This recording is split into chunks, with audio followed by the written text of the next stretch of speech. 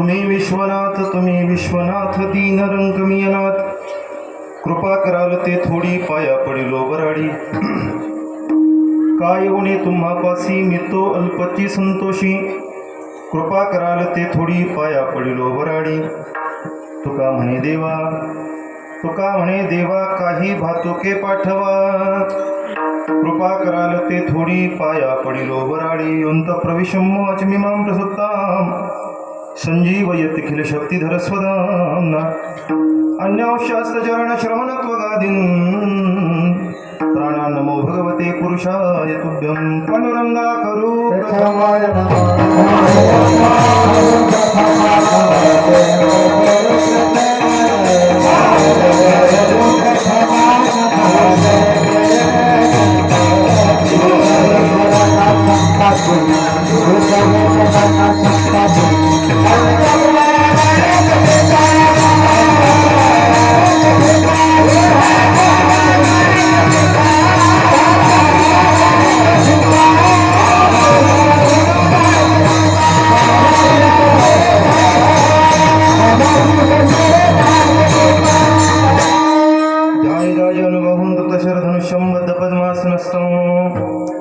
वासवसाननं नवकमलदलस्पर्धिनेत्रं प्रसन्नं, वामाङ्कारूढ सीतामुखकमलमिल्लोचनं नीरदाभं, नानालङ्कारदीप्तं दधतमुरुजटामण्डनं रामचन्द्रं प्रभु रामचन्द्र भगवान की। ओम नमो ज्ञानेश्वरा, करुणाकरा दयाळा, तुमचा अनुग्रह लादलो पावन झालो चराचरी। नमो सद्गुरु तुकया ज्ञानदीपा, नमो सद्गुरु सच्चिदानंद रूपा, नमो सद्गुरु भक्त कल्याण मूर्ती, नमो सद्गुरु भास्करा पूर्ण कीर्ती।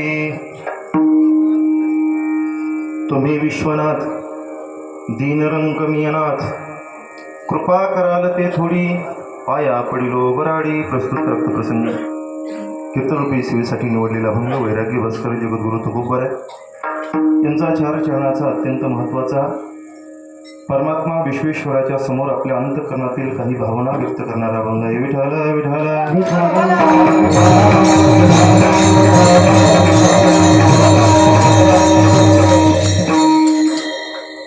अत्यंत श्रद्धेने आवाज क्लिअर करा बाबा, तुम्ही थोडंसं का माझ्याकडे क्लिअर करा थोडा आवाज। अत्यंत श्रद्धेने आपण हा नामसप्ताह या ठिकाणी करत आहात। समस्त ग्रामस्थ मंडळी दहीगावने, त्याचबरोबर वैकुंठवासी कृष्णदेवजी महाराज काळे यांचा संपूर्ण भक्त परिवार एकत्रित येऊन हा नामसप्ताह या ठिकाणी दरवर्षीप्रमाणे आपण करत आहात। अनेक महात्म्यांचं मार्गदर्शन, अनेक महात्म्यांची प्रेरणा, अनेक महात्म्यांचे आशीर्वाद आपणाला लाभत आहेत।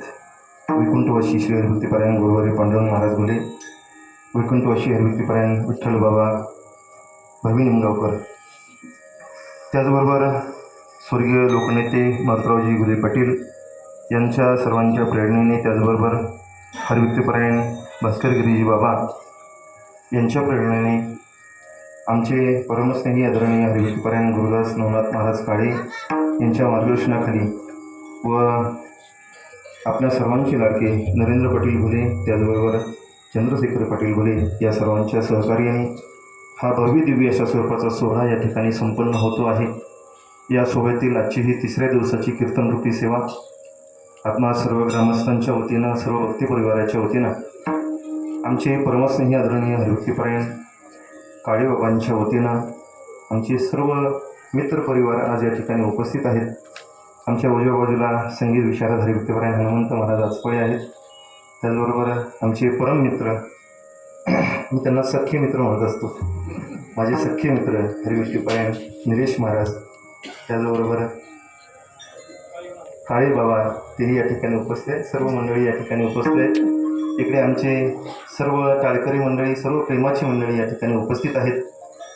आमच्यावर नितांत प्रेम करणारे हरिभक्तीपरायण सोमनाथ महाराज नंतर, याचबरोबर त्यांच्या शेजारी मगर महाराज आहेत। सर्व टाळकरी मंडळी या ठिकाणी उपस्थित आहेत आणि आपल्या सर्वांच्या प्रेरणेने, सर्वांच्या आज्ञेनं या ठिकाणी हा सोहळा संपन्न होतो आहे। आजची तिसऱ्या दिवसाची कीर्तनरूपी सेवा माझ्याकडे आहे, संकल्पित वेळ माझ्याकडे आहे। या संकल्पित वेळेमध्ये काही अभंगाचा भाव मला आपल्यासमोर ठेवायचा आहे आणि सेवा थांबवायची आहे। आजच्या अभंगामध्ये जगद्गुरू श्री संत तुकोबराय हे परमात्मा विश्वनाथाच्या समोर आपल्या अंतःकरणातील काही भावना व्यक्त करतायत, अभिव्यक्त करतायत. परमात्म्याची स्तुती करून परमात्म्याकडे आपल्या अंतःकरणात जी इच्छा व्यक्त झालेली आहे ती इच्छा व्यक्त करतायत. एका एका शब्दाचा, एका एका भावाचा विचार मला संकलित वेळेमध्ये मांडायचा आहे. ज्या शिवालयाच्या समोर आपण उपस्थित आहोत ते ददनेश्वर भगवंताचं शिवालय. त्या शिवालयाच्या समोर बसून आपण हा नामयज्ञ, हा जागर करत आहात. परमात्मा पंढरीनाथाचे आपण सगळेजण भक्त आहोत. आपल्या सगळ्यांच्याच अंतःकरणामध्ये परमात्मा पंढरीनाथाच्या बद्दल प्रीती आहे, प्रेम आहे. जगद्गुरु तुकोबराय हे सुद्धा परमात्मा पंढरीनाथाचे भक्त आहेत. तुकोबरायांच्याही अंतःकरणामध्ये परमात्मा पंढरीनाथाच्या बद्दल प्रीती आहे. प्रश्न एकच उपस्थित करतो, प्रश्न उपस्थित करून प्रस्तावनेमध्ये जातो आणि पुन्हा अभंगाकडे येतो. प्रश्न एवढाच उपस्थित करतो, जगद्गुरु तुकोबराय जर पांडुरंग परमात्म्याचे भक्त आहेत, जगद्गुरु तुकोबरायांनी आपलं समग्र आयुष्य पांडुरंगासाठी वेचलेलं आहे. जगद्गुरु तुकोबरायांनी पांडुरंग परमात्म्याच्या सेवेसाठी संसाराची राखरंगोळी केलेली आहे. जर एकविध आम्ही न धरू पालट नसूनही वाट सापडली, जे तुकोबराय एका परमात्मा पंढरीनाथासाठी एकनिष्ठ जीवन जगतायत. प्रश्न एवढाच आहे, ते तुकोबराय विश्वेश्वराला शरण कशी जातात?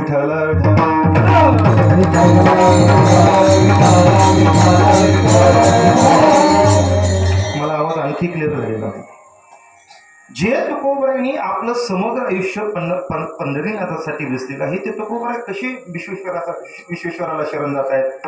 आपल्या अंतःकरणातील भावना विश्वेश्वरासाठी. तुम्ही विश्वनाथ, काशी विश्वनाथाच्या समोर जाऊन काशी विश्वनाथासाठी काही आपल्या अंतःकरणातल्या भावना जेव्हा ते व्यक्त करतायत, तर त्याच भावना जेव्हा व्यक्त करायच्या, त्या व्यक्त केलेल्या भावना ह्या पांडुरंगासाठी व्यक्त केल्या जाऊ शकत नाहीत का? परमात्मा पंढरीनाथाच्या समोर जाऊन या भावना तुकोबराय म्हणू शकत नाहीत का? पण तुकोबराय तेच तुकोबराय जे पांडुरंगाची भक्ती करतात, ते विश्वेश्वराकडे जातात आणि त्यांना सांगतात, महाराज माझ्या अंतःकरणात काही मागण्या आहे, माझ्या अंतःकरणात काही भावना आहेत, माझा काही पाहिजे तुमच्याकडून, ते मला देण्यासाठी त्या भावना शब्दबद्ध करतात तुकोबराय. का करतात? काय कारण आहे? एवढा एक प्रश्न उपस्थित करतो, प्रस्तावनेमध्ये येतो. थोडंसं आपण बारकाईनं जर आपल्या हिंदू धर्मातील प्रणाली विचारात घेतली, भक्ती प्रणाली किंवा उपासना पद्धती, मी थोडं बोलणार आहे, मोजकं बोलणार आहे आणि थांबणार आहे.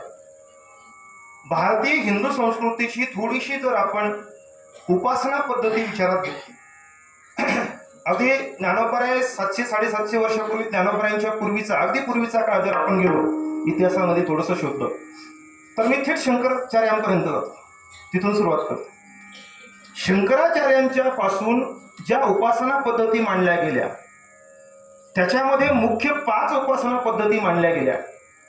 त्यातली एक उपासना पद्धत त्याला वैष्णव पद्धती असं म्हणतात. एक उपासना पद्धत त्याला शैव उपासना पद्धती असं म्हणतात. एक उपासना पद्धत त्याला शाक्त उपासना पद्धती असं म्हणतात.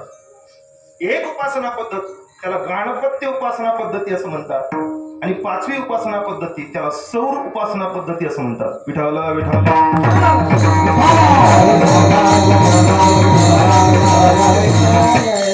मी शंकराचार्यापासूनचा काळ आपल्याला सांगतो.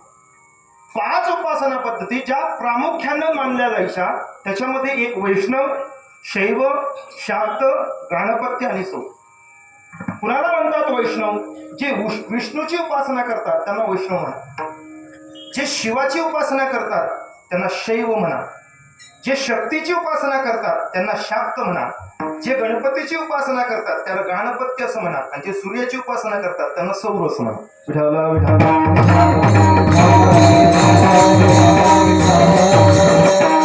या 5ही उपासना पद्धती परंपरेनं आपल्या हिंदू धर्मामध्ये मानल्या गेल्या. आपल्या हिंदू धर्मातील उपासना संस्कृती ही या 5च पद्धतीमध्ये विभागली गेलेली होती. पण त्यातही जर प्रामुख्याने मुख्य उपासना पद्धती पाहिल्या तर त्या 2 गौण मानल्या गेल्या, 3 मुख्य मानल्या गेल्या. ज्या गौण मानल्या गेल्या त्याच्यामध्ये गणपत्य आणि सौर या गौण उपासना पद्धती आहेत. आणि ज्या मुख्य उपासना पद्धती येतात त्या मुख्य कुठल्या असतील तर वैष्णव, शैव आणि शाक्त. विष्णूचे उपासक, शिवाचे उपासक आणि शक्तीचे उपासक हे मुख्य मानले गेले 2 उपासना पद्धतीमध्ये. आता हे जे 3 मुख्य उपासना हे विचारात घेतो मी. त्या मुख्य ज्या उपासना पद्धती आहेत यांचे अधिष्ठात्री देवता वेगळ्या, यांचं राहणीमान वेगळं, यांची बोलण्याची पद्धत वेगळी, यांची उपासना वेगळी, हे सगळं वेगळं वेगळं आहे. मी थोडासा त्याचा भाव सांगतो आपल्याला. वैष्णवांचा जर विचार केला तर अंगामध्ये पांढरे कपडे, कपाळाला गोपीचंदाचा उभा टिळा, गळ्यामध्ये तुळशीची माळ वैष्णव. अंगामध्ये भगवे कपडे, कपाळाला आडवा भस्म, गळ्यामध्ये रुद्राक्षाची माळ शैव. अंगावर साडी, कपाळाला कुंकू, गळ्यामध्ये कवड्याची माळ शाक्त. विढावला विढावला.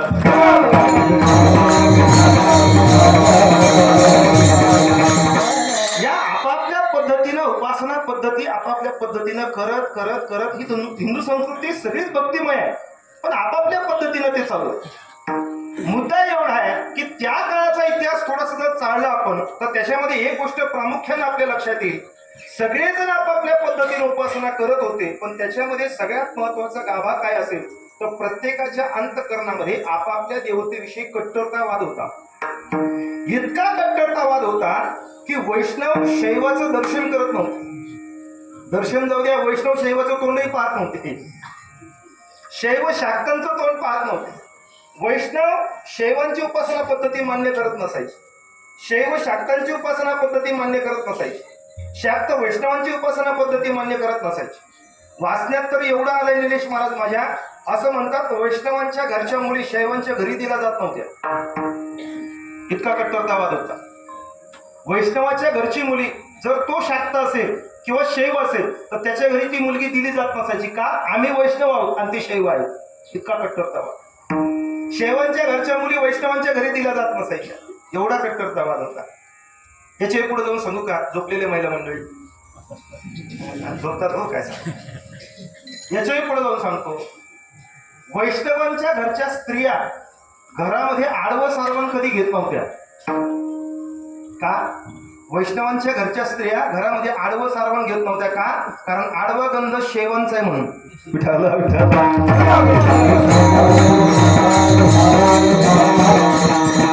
नवना बाबा, शैवांच्या घरची माणसं वैष्णवांच्या घरी शैवांच्या घरच्या महिला मंडळी उभं सारवण घेत नव्हत्या. का? उभं गंध हा वैष्णवांचा आहे. इतका कट्टरतावाद होता. एवढे कट्टरता आपापल्या पद्धतीने चाललेली सगळं उपासना पद्धती. आणि त्याचाही गरज सांगतो, आणखी सांगतो.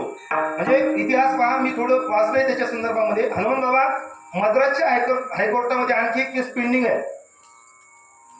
मद्रासच्या हायकोर्टामध्ये आणखी ही एक केस पेंडिंग आहे. केस काय सांगू तुम्हाला? मद्रासच्या लोकांनी गंध उभा लावायचा की आडवा लावायचा. विठाला विठाला.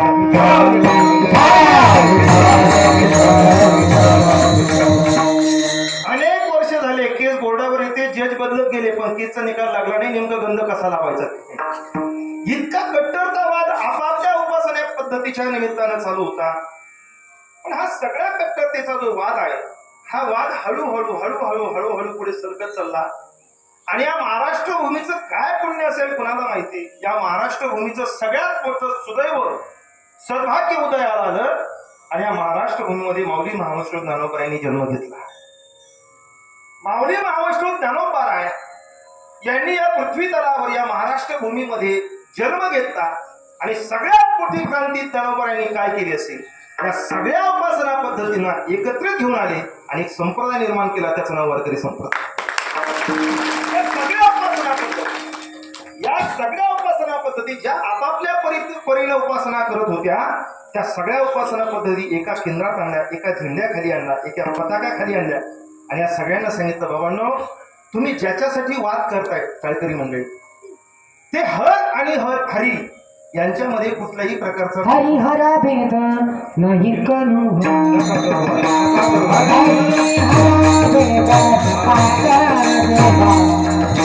हरी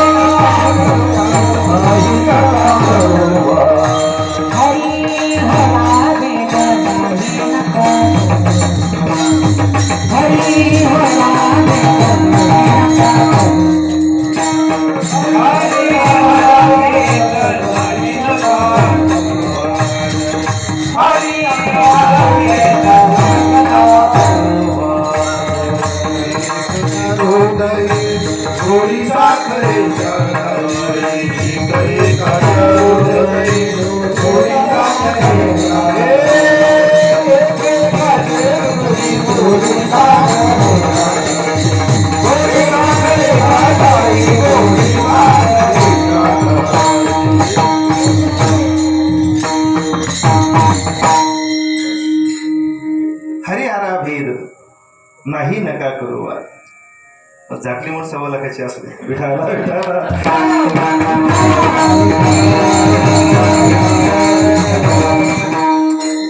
हरिहरा भेद नाही नका करू वाद.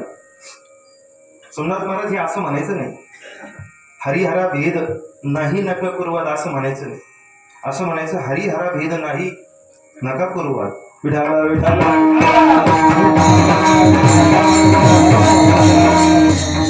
या संत महात्म्याने ज्ञानोबरांनी वारकरी संप्रदायाची निर्मिती केली आणि सकल मानवजनाला हा उपदेश दिला की हरीमध्ये आणि हरामध्ये भेद नाही आहे. जे तत्व हरिरूपाने जन्माला आलेलं आहे, जे तत्व हरिरूपाने अवतरित झालेलं आहे, तेच तत्व हर या रूपाने अवतरित. मला फक्त शैव संप्रदायाचा आणि आपला संबंध घालून द्यायचा आहे. ज्याच्या दरबारात आपण आहोत ते दत्तेश्वर भगवंताचा दरबार, त्या भगवंताचा, आणि आपण ज्याची उपासना करतो त्याचा संबंध घालून द्यायचं माझं काम झालं. विठाला विठाला.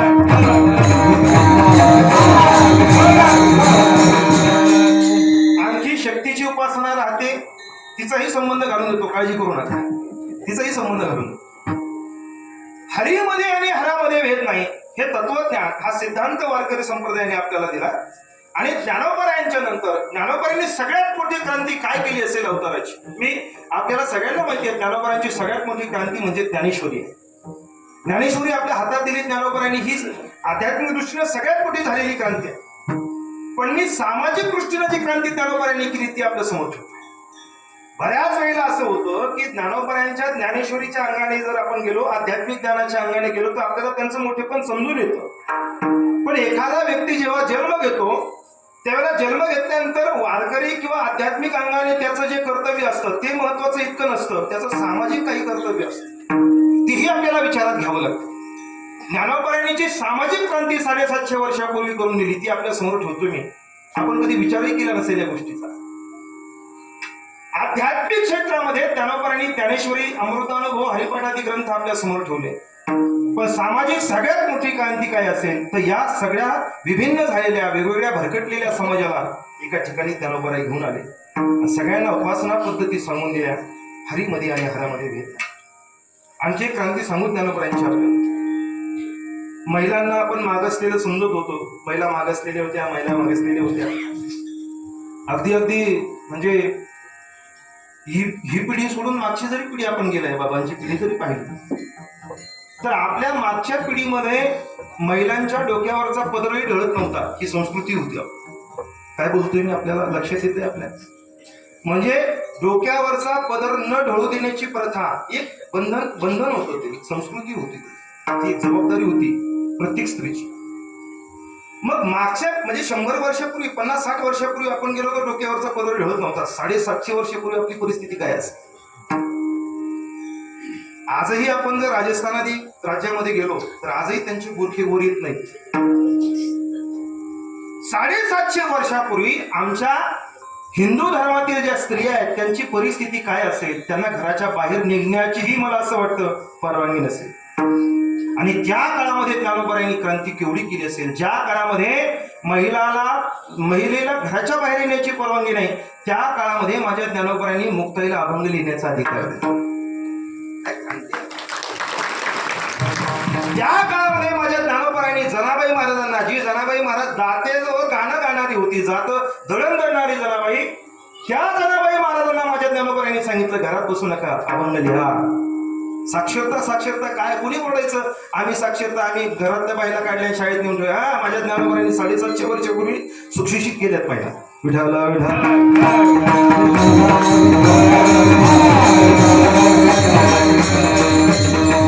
महिलांना सुशिक्षित साक्षर करण्याचा सगळ्यात पहिला विडा कुणी उचलला असेल माझ्या ज्ञानोबरांनी.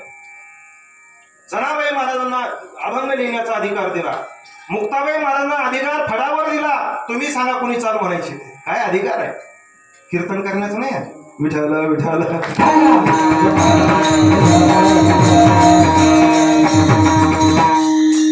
सांगण्याचा अधिकार ही क्रांती ज्ञानोबरांनी केली. जरा माझ्या मुख्य मुद्द्याकडे मी येतो.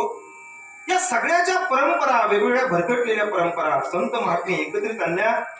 वारकरी संप्रदायामध्ये ज्ञानोबरांनी सगळ्यांना समाविष्ट करून घेतलं. बरं, नुसतं सांगितलं असंही नाहीये. ज्ञानोबरांनी फक्त समाजाला सांगितलं सगळे मार्ग एकच येतात, सगळे पंथ एकच येतात, सगळ्या उपासना पद्धती एका ठिकाणी येतात, एवढं सांगितलं नाही. फक्त परिणामी संतांनी ती क्रिया आपल्याला करून दाखवल्या.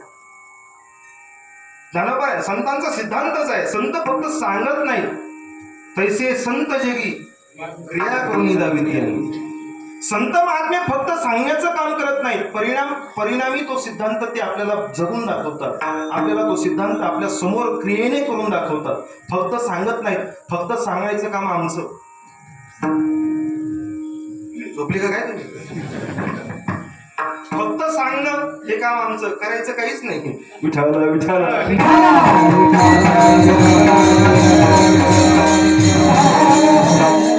संत महात्म्यांनी या क्रिया दाखवल्या.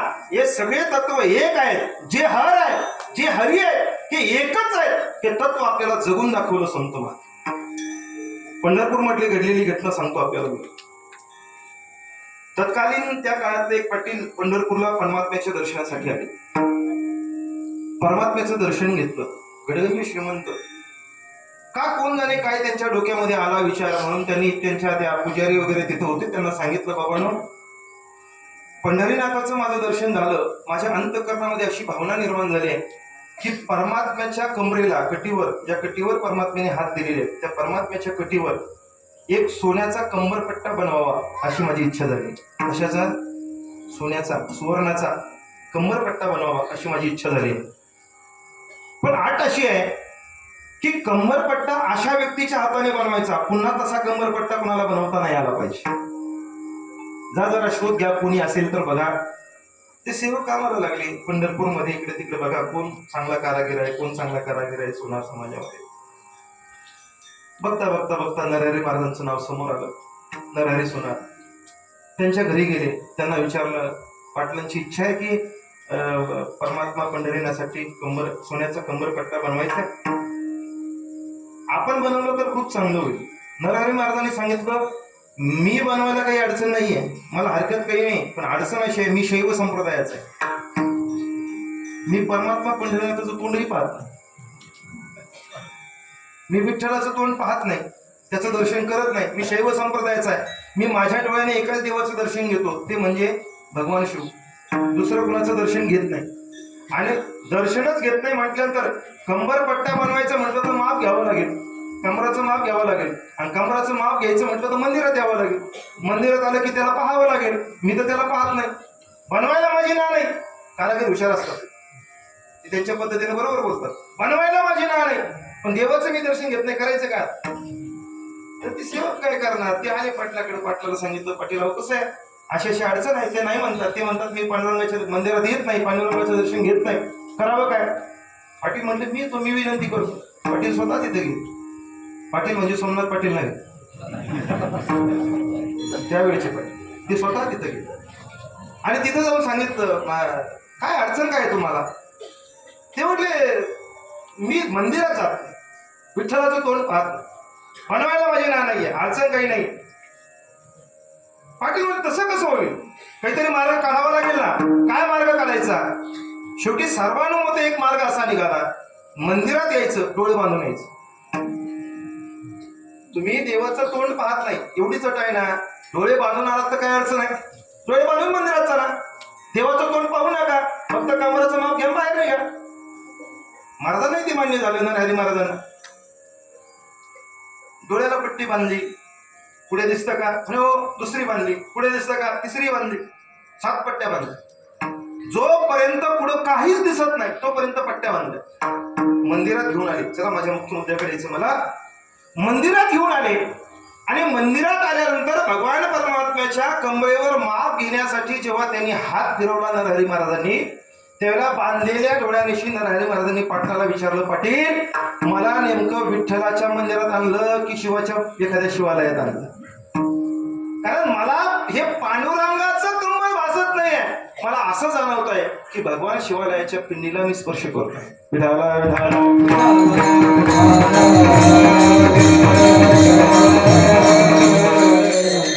त्यांना हे कळत नव्हतं असं नाहीये, त्यांना हे कळत होतं महाराजांना की जे शिव आहेत तेच हरी आहेत, जे हर आहेत तेच हर आहेत, त्यांना कळत होतं. पण समाजाला हे कळावं यासाठी त्या संतांनी या क्रिया आपल्याला करून दाखवल्या.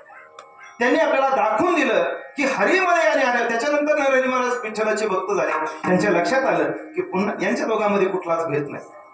ही सगळ्या परंपरा जिथून आल्या, शैव संप्रदाय आणि वैष्णव संप्रदाय याला एकत्रित बांधण्याचं काय कुणी काम केलं असं तर ज्ञानोबारायांनी.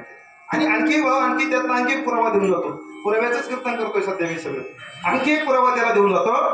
ज्या ज्ञानोबारांनी वारकरी संप्रदायाची निर्मिती केली, ज्या ज्ञानोबारांनी वारकरी संप्रदायाचं आध्यात्मिक तत्वज्ञान आपल्या समोर ठेवलं, ते तत्वज्ञान आलं कुठून? हरिपाठामध्ये सगळ्यांच्या पाठातील प्रमाण हे तत्वज्ञान आलं कुठून? याचे जनक कोण आहेत? आदिनाथ गुरु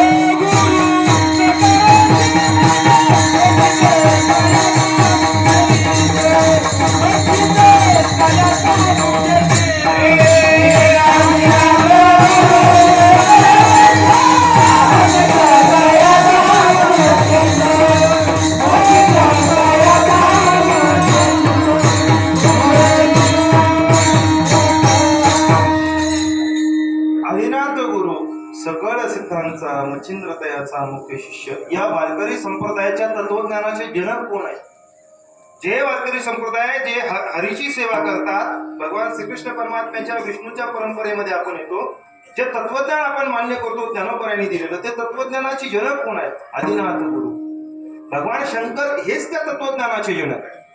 त्यांच्यापासूनच हे तत्वज्ञान जन्माला आलेलं आहे. मी शिव आणि विष्णू यांचा एकीकरण सांगतो. यांचा भेद नाहीये हा भाव आपल्या समोर ठेवतो. आणि मला शक्तीकडे यायचंय, त्याचाही संबंध या सगळ्या संप्रदायाशी लावून घ्यायचा. शिवाचं आणि हरीचं कुठल्याही प्रकारचा भेद नाही हा सिद्धांत संतांनी आपल्याला दिला. हे तत्वज्ञान आपल्यापर्यंत आलं. हे तत्वज्ञान आलं कुठून? हे तत्वज्ञान आलं आदिशंकर परमात्म्यापासून.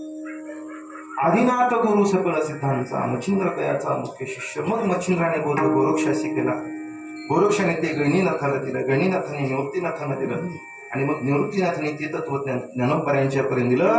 आणि तेच तत्वज्ञान ज्ञानोबांनी आपल्या सगळ्यांसाठी उघड करून ठेवलं. हे तत्वज्ञान सगळ्यात अगोदर जे सांगितलं भगवान शंकरांनी, ते सांगितलं कुणाला? शक्तीचा संबंध लावतो, ज्ञानोबारांचा उभी म्हणून आधार घेतो. सगळ्यात सुरुवातीला हे तत्वज्ञान सांगितलं भगवान शंकरांनी. आणि सांगितलं कुठं? ज्ञानोबारांचा क्षीर सिंधू परिसरी शक्तीच्या कर्णकुहरी. हे तत्वज्ञान सांगितलं ते भगवान शंकरांनी. आणि आपल्या भारतीय संस्कृतीच्या आध्यात्मिक तत्वज्ञानाचे पहिले श्रवक कोण असतील, पहिल्या श्रवण करणाऱ्या कोण असतील? ती शक्ती आहे. विठाला विठाला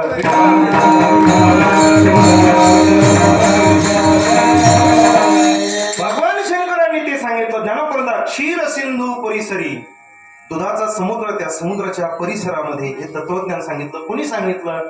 भगवान शंकरांनी सांगितलं. कुणाला सांगितलं? शक्तीच्या कर्णकुहर, आदी माया शक्तीच्या कर्णकुहरामध्ये ते तत्वज्ञान सांगितलं गेलं. ते तत्वज्ञान सांगत असताना याचा अभंगाचा पहिला अभंग त्याला प्रमाण म्हणून आदिनाथ उमा बीज प्रगटले, मग मच्छिंद्राला आदले सहज असते. हे तत्वज्ञान आदिनाथ परमात्म्याने सांगितलं कुणाला? शक्तीला सांगितलं. आदिमाया शक्ती समोर ऐकण्यासाठी, श्रवण करण्यासाठी बसल्या. खूप गोड विचार आहे त्याच्या पाठीमागचा. सांगू का? सांगू? नाही सांगितलं बरं, सांगतो दादा.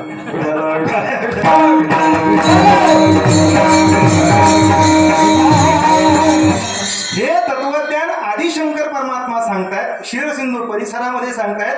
समोर ऐकण्यासाठी बसले आदिमाया शक्ती. पण गंमत सांगतो तुम्हाला, सांगायचं ते तत्वज्ञान सांगायचंय. तत्वज्ञान सांगणं जेवढं अवघड असतं त्याही पेक्षा तत्वज्ञान श्रवण करणं अवघड असतं. वाक्य पुन्हा रिपीट करतो. तत्वज्ञान सांगणं जेवढं अवघड आहे त्याही पेक्षा तत्वज्ञान ऐकणं कठीण आहे.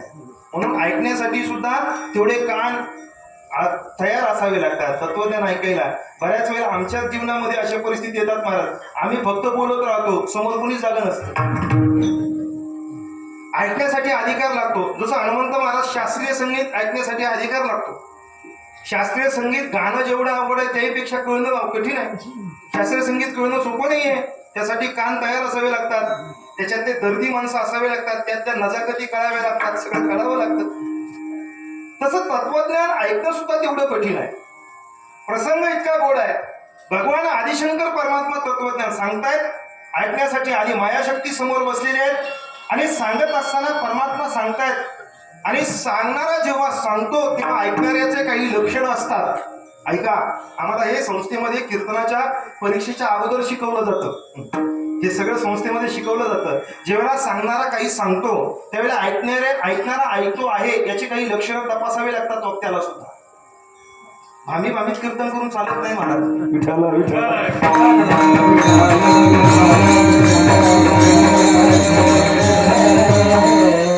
ऐकणारा श्रोता हा ऐकतो आहे का याची काही लक्षणं असतात. ढोबळ लक्षणं आहेत त्याची, सांगून जातो ऐका. एक तर ऐकणाऱ्या लोकांनी माना हलवाव्यात. काय बोलतो लक्षात येईल?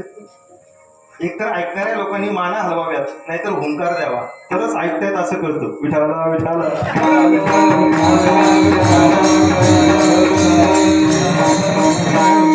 आणि हे दोन्ही जर घडत नसेल तर त्याचा अर्थ एकच होतो, नळी फुंकिरी सोनारे इकडून तिकडे गेले वाटे.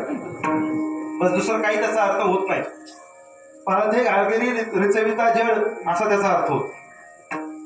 एक तर माना हलवल्या पाहिजेत किंवा हुंकार दिला पाहिजे. भगवान शंकर सांगतायत आणि आदी माया शक्ती ऐकताना हुंकार देत होत्या. वाक्य झालं की असं करायचं. आणि तत्वज्ञान सांगत असताना परमात्मा डोळे झाकून तत्वज्ञान सांगत होते. आईसाहेब डोळे झाकून त्या ऐकत होत्या. आता ही मोठी गंमत आहे सोमनाथ महाराज. झोपले माणसं ऐकत असताना डोळे झाकून ऐकतात. बरं, डोळे झाकून ऐकणारे माणसं डोळे झाकून ऐकतात की झोपले हे कळतच नाही. हे कळण्याचं कुठलंच मापदंड शिल्लक नाहीये की हा झोपलाय की नेमका ऐकतोय. मग आम्ही बऱ्याच वेळेला आम्हाला सांगावं लागतो, का हो ते झोपले, त्यांना उठवा जरा. शेजारचा म्हणतो, उठा ना, काय झोपले? तो म्हणतो, का बाई मी काय झोपलो का? मी डोळे झाकून ऐकतोय. काय कळतं कोण झोपलंय कोण ऐकते? आई साहेबाला डोळा लागला. बरं, झोप ही अशी गोष्ट आहे ती फक्त कीर्तनातच येते. तमाशात माणूस झोपला असं कधी ऐकलंय का? तमाशात झोप लागत नाही महाराज. गुरुवारी पुरेकर बाबा एक वाक्य सांगायचे पाठामध्ये. बाबा पाठात आता ते का म्हणायचे ते सांगतो. विचारसागराचा पाठ असायचा 3 वाजता दुपारी 3 वाजता. आणि आम्ही मधुकुरीच्या भाकरी खाऊन पाठाला जायचो. बरं, मधुकुरीच्या भाकरीत एवढी ताकद असते महाराज, ते चांगल्याला झोपायला लावते. 70 घरच्या भाकरी आणि 70 घरची भाजी एकत्रित केलेली, काय पावर तयार होत असेल. एवढं दुपारी जेवण करायचं आणि विचारसागराचा पाठ ऐकायला दुपारी 3 वाजता ऐन मोसम झोपायचा. आणि तिथं विचारसागराचा पाठ ऐकायला जायचं. निम्मे अर्धे तर झोपलेले असायचे. मग बाबा पाठच सांगायचे, पोरांनो झोप तमाशात कधी येत नाही, झोप कीर्तनातच येते म्हणे. का? याचं कारण ते सांगायचे. बाबा म्हणायचे झोप ही कुलवान स्त्री आहे. झोप काय? झोप ही कुलवान स्त्री आहे, आणि कुलवान स्त्रिया कीर्तनातच येत असतात, तमाशात जात नसतात. तमाशाला कुलवान स्त्रिया जात नाही, त्या कीर्तनातच येत असतात. म्हणून कीर्तनात झोपलंही पाहिजे. विठाला विठाला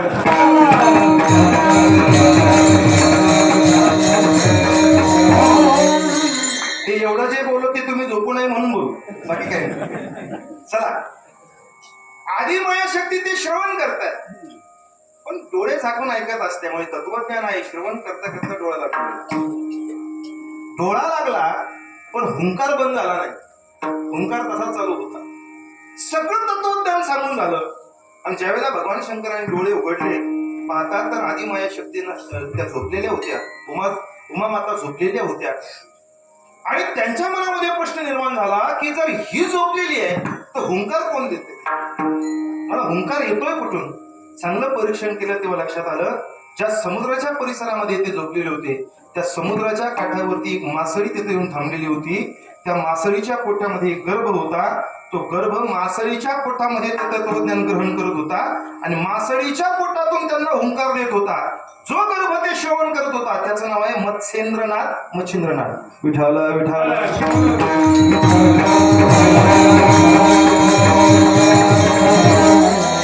मासळीच्या पोटामधून त्यांनी ते श्रवण केलं, म्हणून त्यांना मच्छिंद्रनाथ असं म्हणतात. त्याचं अपभ्रष्ट सूप मच्छिंद्रनाथ आहे, मूळ शब्द आहे मत्स्येंद्रनाथ.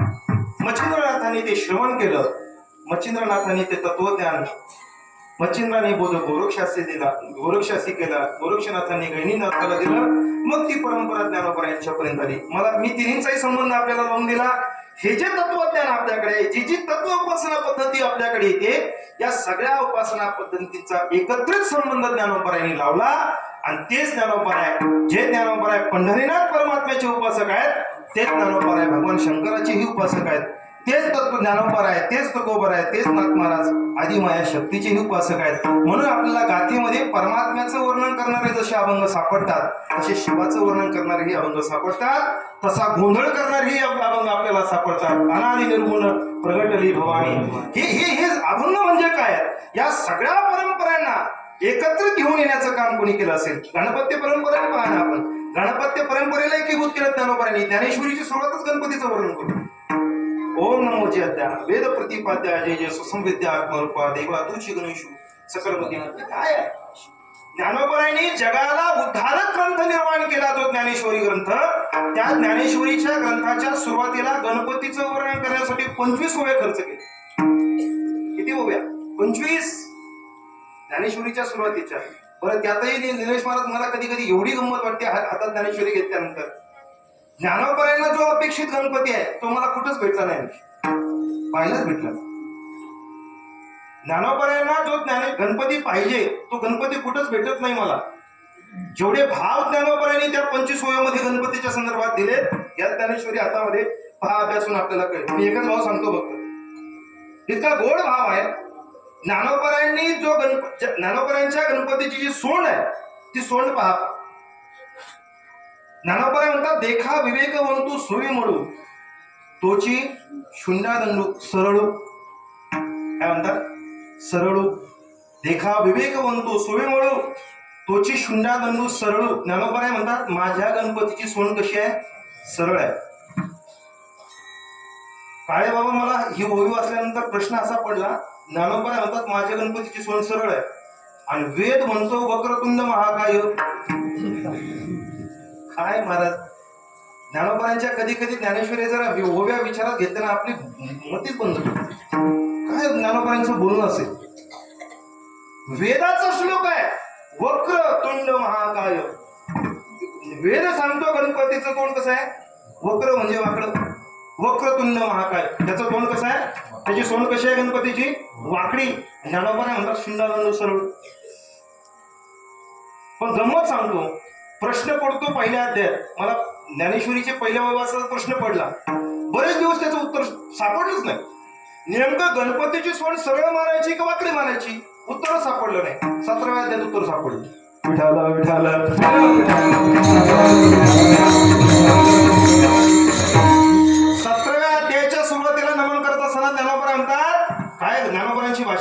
वेदाला चॅलेंज केले ज्ञानोबाने. वेदाला चॅलेंज आहे.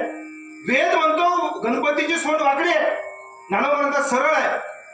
ज्ञानोबा त्याचं उत्तर देत असताना सांगतात, जे तुझ्याविषयी मूढ तया लागे तू वक्रतुंड. काय भाषा आहे. जे तुझ्याविषयी मूढ तया लागे तू परी ज्ञानी असी तरी अखंड उजूची आस. विठाला विठाला.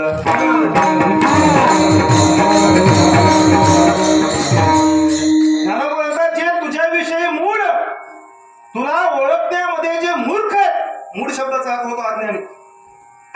वेदाला ज्ञानोबा चॅलेंज करतात, तुला ओळखण्यामध्ये जे अज्ञानी आहे देवा, तया लागे तू वक्रतुंड परी ज्ञानी असी तरी अखंड उजूची म्हणजे सरळ सोंडेच आहेस.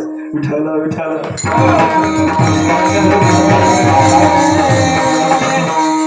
माझं चिंतन जास्त लांब जाऊ शकतं जर प्रमाण वाढले तर. मुद्दा काय लक्षात घ्या, या सगळ्या ज्या पद्धती आहेत, या सगळ्या परंपरा आहेत, या संत महात्म्यांनी एकत्रित आणल्या. आणि एकत्रित आणल्यानंतर जे तुकोबार आहे, परमात्मा पंढरीनाथाचे भक्त आहेत, तेच तुकोबार आहे. परमात्मा पंढरीनाथाकडे न जाता तेच तुकोबार आहे. भगवान विश्वेश्वराच्या समोर जाऊन आपल्या अंतःकरणातील काही भावना व्यक्त करतायत. तुकोबार म्हणतात, देवा आपण विश्वाचे नाथ आहात, मी दीन आहे, रंक आहे, अनाथ आहे, माझ्यावर कृपा करा, अभंगाचं करू. तुम्ही विश्वनाथ, तुम्ही विश्वनाथ,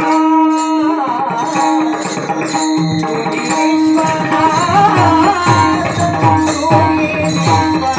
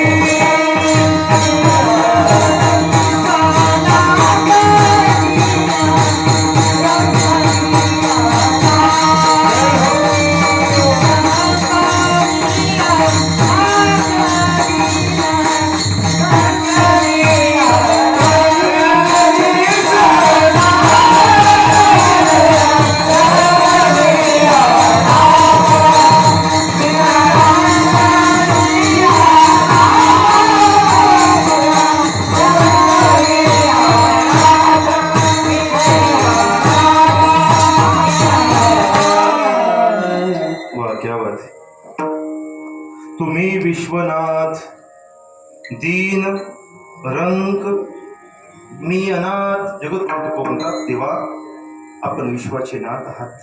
थोडीशी पार्श्वभूमी अभंगाची आपल्या समोर ठेवतो. तुकोबा यांच्या समकालीन काही वारकरी मंडळी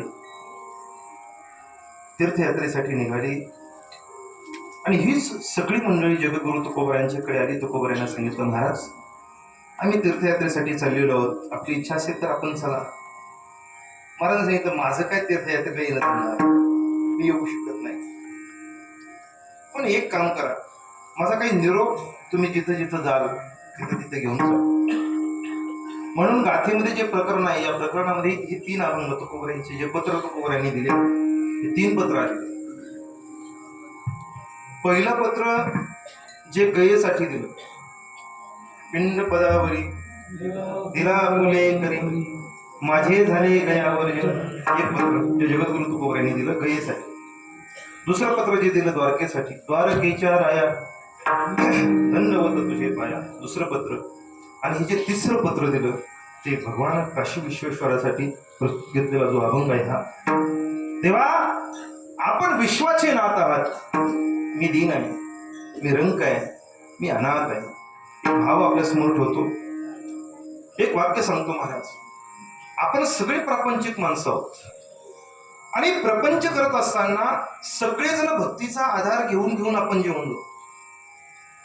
पण भक्तीचा सगळ्यात मोठा फायदा जीवनामध्ये काय होत असेल तर परमात्म्याच्या समोर गेल्यानंतर परमात्म्याची भक्ती अंगीकारल्यानंतर सगळ्यात मोठा फायदा काय होत असेल तर अंतःकरणातले विकार निघून जातात. तो माणूस स्वतःला छोटं समजायला लागतो, तो माणूस स्वतःला लहान समजायला लागतो. आणि याचं उलट करून बोलतो, जोपर्यंत माणूस स्वतःला लहान समजत नाही तोपर्यंत तो देवाच्या जवळच जात नाही. विठाला विठाला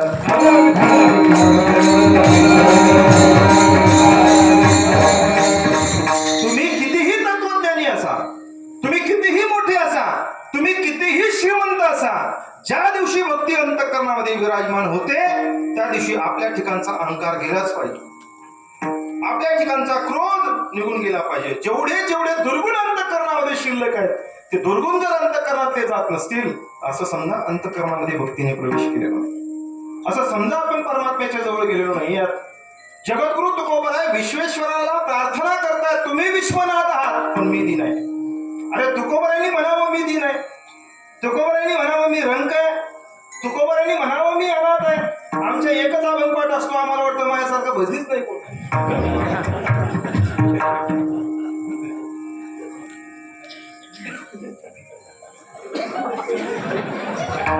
एकच कीर्तन येतं महाराज आम्हाला, एकच अभंगावर कीर्तन, आयुष्य गेलं लोकांची एका अभंगावर कीर्तन करण्यात, पण आम्हाला असं वाटतं माझ्यासारखा बाबाच नाही कोण. अरे सामान्य भाव आहे. जगद्गुरु तुकोबराय परमात्म्याच्या समोर जातात आणि परमात्म्या समोर म्हणतात मी दीन आहे, मी रंक आहे देवा. अरे देवा मी अनाथ आहे. तुकोबरायांची भाषा आहे. अरे परमात्म्याच्या एवढ्या सानिध्यात गेल्यानंतर तुकोबरायांची भाषा. नाटाचे अभंग जर आपण समोर घेतले तर हे नाटाचे अभंग काय सांगतात? मी तो अनाथ अपराधी, मतिमंद मी तो अनाथ अपराधी, कर्महीन मतिमंद बुद्धी, तुझं मी आठविले नाही कधी, वाचे कृपाने माय बापा नाही ऐकिले गायले तर धरिली लाज सांगितले तर नावडे पुराण वैसले संत गेली बहुत परिंदा नाही केला. अभंग म्हणाले अगं मी कीर्तन करायला आलो होतो. विठाला विठाला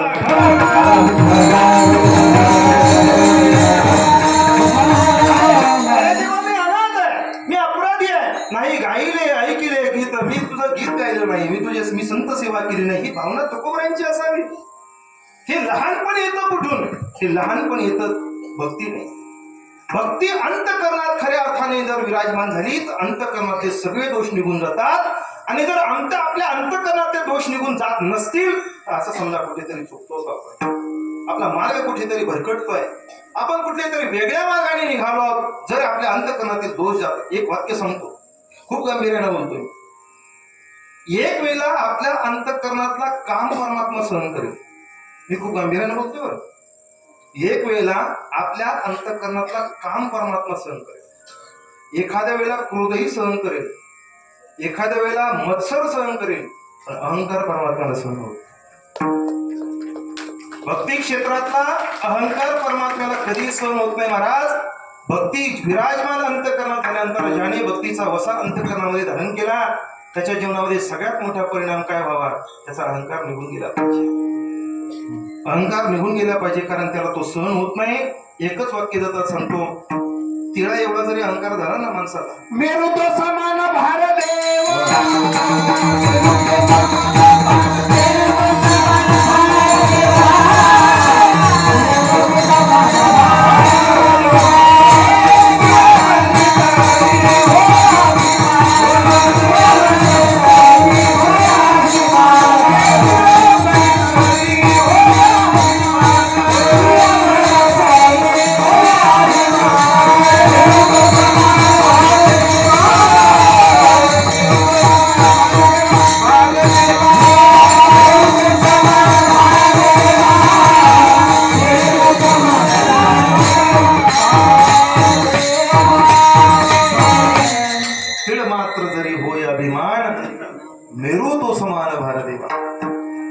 क्षेत्रामध्ये तिळा एवढा जरी मोहरी एवढा जरी अहंकार झाला ना तरी देवाला तो मोहरी एवढा नसतो, डोंगरा एवढा असतो. सहन होत नाही देवाला. परमात्म्याला अभिमान सहन होत नाही, परमात्म्याला अहंकार सहन होत नाही. सोमनाथ महाराज वाक्य परत सांगतो, परमात्म्याला अभिमान सहन होत नाही कंसात दुसऱ्याचा. झोपले का काय तुम्ही? परमात्म्याला अहंकार सहन होत नाही दुसऱ्याचा, तो अहंकारीच आहे. परमात्मा अहंकारीच आहे. तुकोबांची भाषा आधार घेतो, अभिमानी पांडुरंग गोवा काशाचा अंग. तुकोबांचा देवासारखा अभिमानी कोणच नाही, पण देवाला भक्ताचा अहंकार सहन. भक्ताच्या ठिकाणी झालेला अभिमान त्याला कधी सहन होत नाही. अंतःकरण जोपर्यंत मोकळं होत नाही, सगळे विकार जोपर्यंत निघून जात नाही, तो पण लहानपण येत नाही. ते लहानपण येण्यासाठी परमात्म्याच्या समोर गेल्यानंतर आपल्या अंतःकरणात ते दीनपण, ते रंगपण, ते अनाथपण आपल्या अंतःकरणात दिसलंच पाहिजे, जाणवलंच पाहिजे. जर येत नसेल काही उपयोग होत नाही महाराजाचा. म्हणून मी एक वाक्य सांगतो, आपल्या जीवनामध्ये सगळ्यात मोठा फायदा काय व्हायला पाहिजे? अंतःकरण षडविकार रहित झालं पाहिजे. भक्तीचा मोठा फायदा आहे. सगळे विकार निघून गेले पाहिजेत. सांगू, जोपर्यंत अंतःकरणातले सगळे विकार निघून जात नाही आणि अंतःकरण मोकळं होत नाही, तोपर्यंत देव अंतःकरणात येऊ शकत नाही. जर अंतःकरणात विकार असतील कसं येईल? जनाबाई महाराजांनी सांगितलं, मी सगळ्यात अगोदर त्या परमात्म्याला धरलं, पण धरलं कुठं?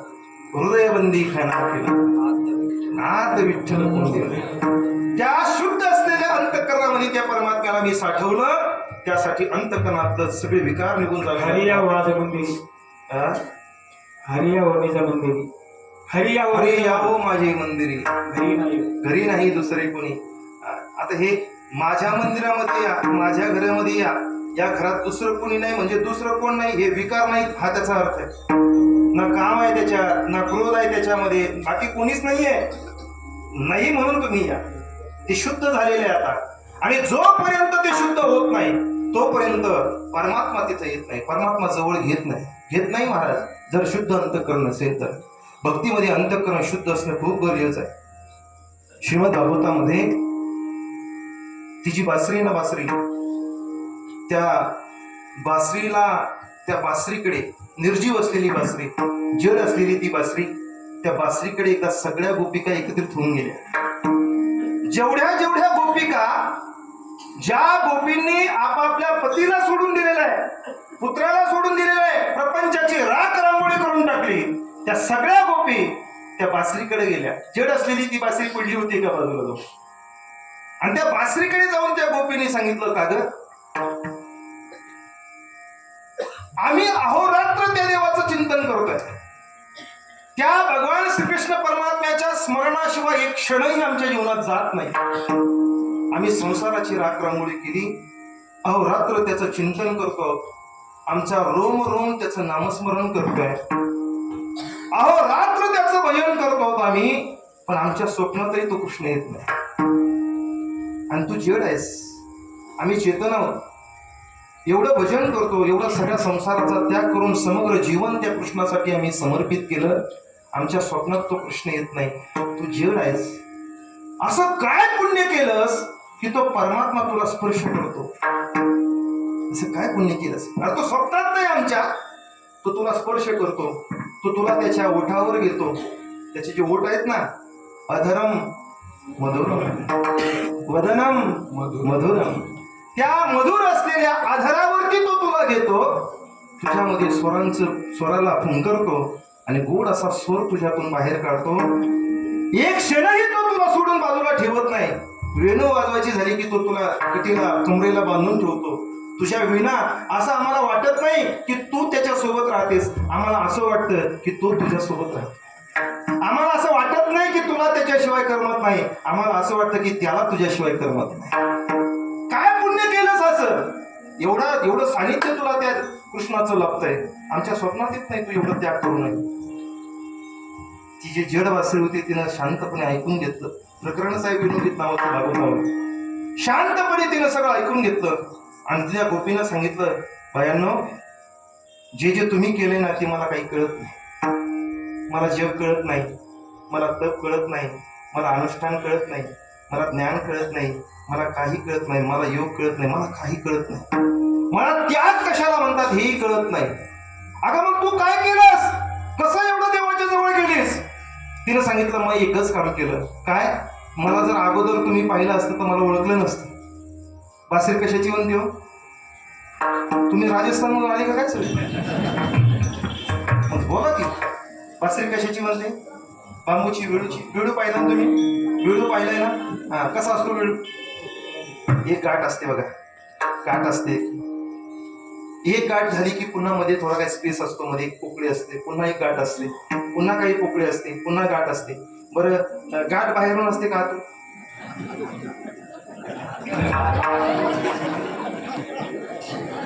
गाठ बाहेरून असते का आतून? आतून. बरोबर आहे की नाही महाराज? गाठ आतून असते, बरोबर. बरं, जोपर्यंत आतली गाठ आहे तोपर्यंत त्यात काही फुंकर जमत, ते सोड तिथं थांबत. ती म्हटली मी आतल्या गाठीची होते.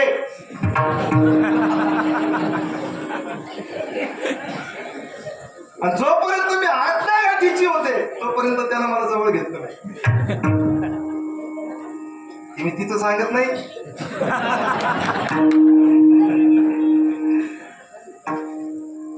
तसं माया मावल्यानं जोपर्यंत आतली गाठ शिल्लक आहे देव जवळ घेणार नाही बा. तुका म्हणे जोडी ना गाठी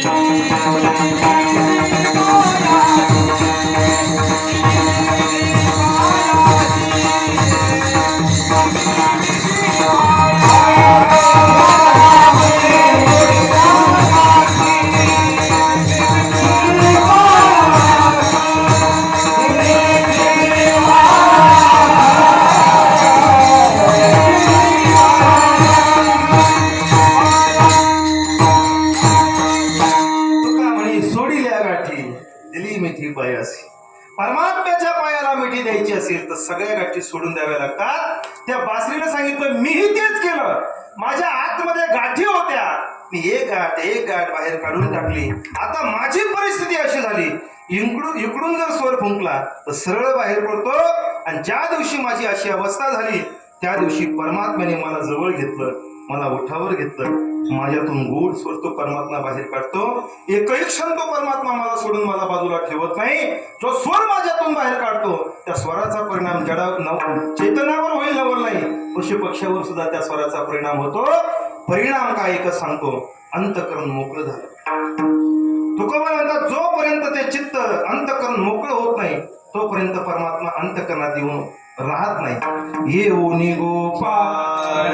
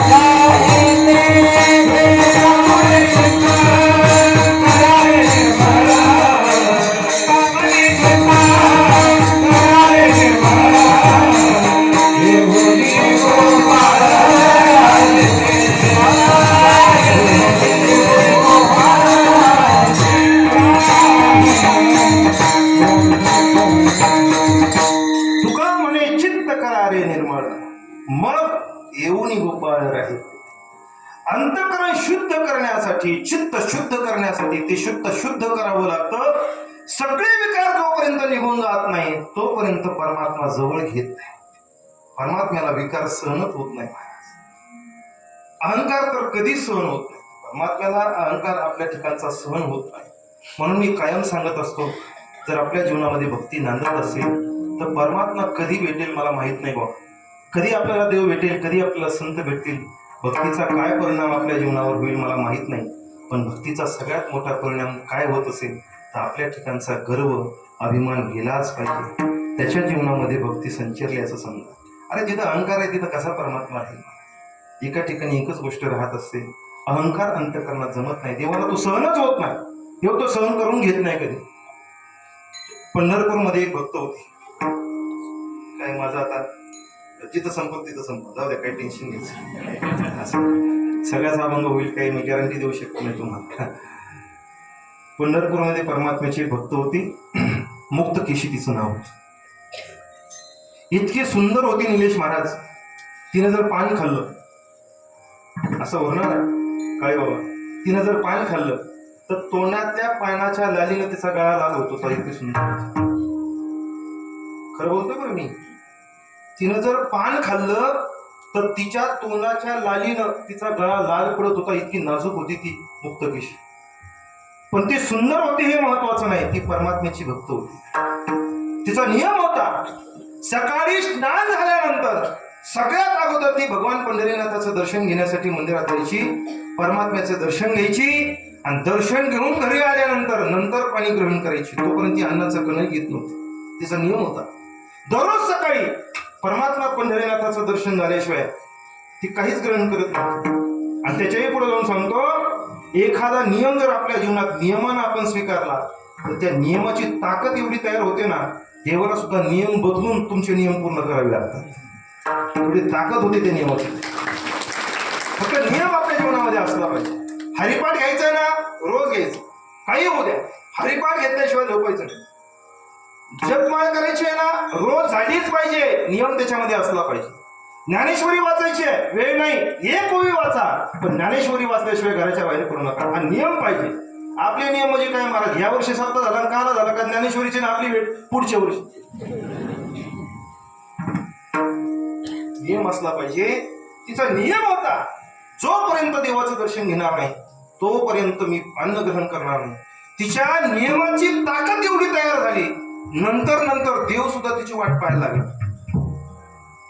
देव परमात्मा, पंढरीनाथ परमात्मा विटेवर तिची वाट पाहत उभा राहिला, कधी मुक्तकेशी मला भेटायला येते. एवढी ताकद तयार झाली महाराज सोमनाथ.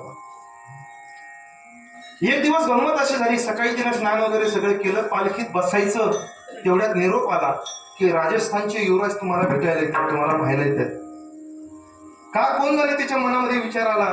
दररोज देवाचं आपण दर्शन घेतो, देव इथंच आहे, देव कुठे जाणार आहे. इतक्या लांबून माणूस मला पाहायला आलाय, मला भेटायला आला, अगोदर याला भेटू, नंतर देवाच्या दर्शनासाठी जाऊ, असं तिच्या मनात आलं. आणि तिनं पालखीच्या खाली ती उतरली, पुन्हा तिच्या घरामध्ये गेली. घंटा 2 घंटा दोघांची चर्चा चालली.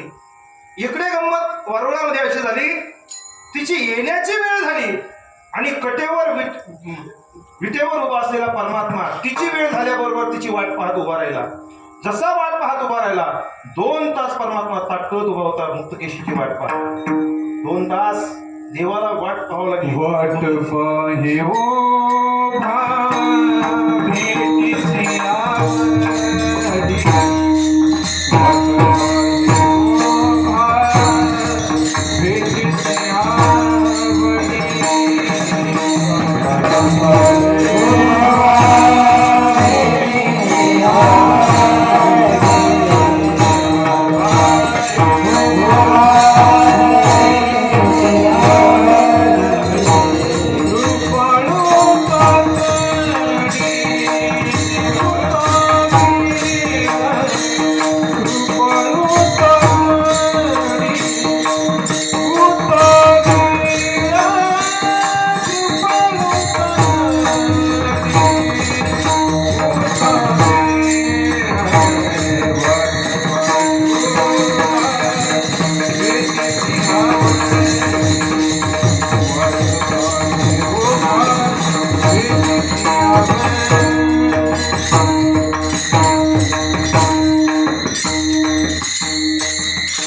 परमात्मा उभा राहिला, वाट पाहे उभा भेटीची आवडी, कृपाळू तातडी होता वेळ.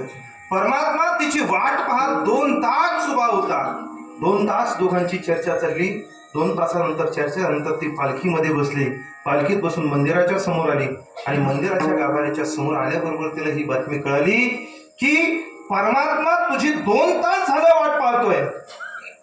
तिनं ते ऐकलं, मुक्तकेशीनं ते ऐकलं आणि उगीच तिच्या मनामध्ये असा भाव निर्माण झाला, एवढा तिच्या मनात असं आलं की मी किती सुंदर असली पाहिजे की मला पाहिला देव 2 तास उभा राहतो.